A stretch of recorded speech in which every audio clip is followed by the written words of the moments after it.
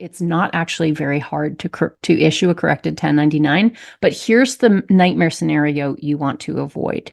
You absolutely need to make sure that they check the box that is marked corrected.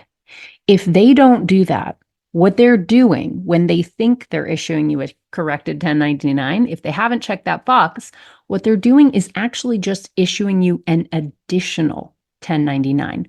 And that income will be added to whatever income they reported on the first one. Okay. So now you have increased your problem. And now you actually need two corrected 1099s. Okay. This can get ugly really quickly. So this is something not to miss.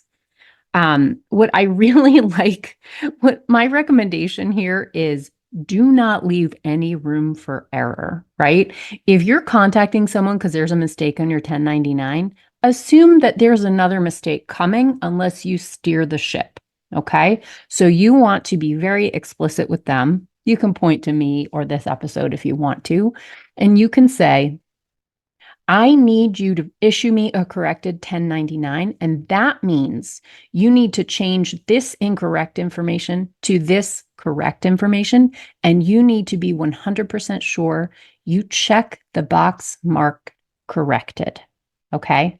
That's what you do. All right? And if you do that, all they have to do is either go back to the accountant that they worked with in order to issue that 1099 in the first place, or go back to the software that they used to issue that 1099. Or I hope they didn't do this, but sometimes people still like get the paper forms from the library and fill it out by hand. That makes me really nervous because there's no backup in that situation, and mistakes are much easier to happen there, but they can also do a paper correction too.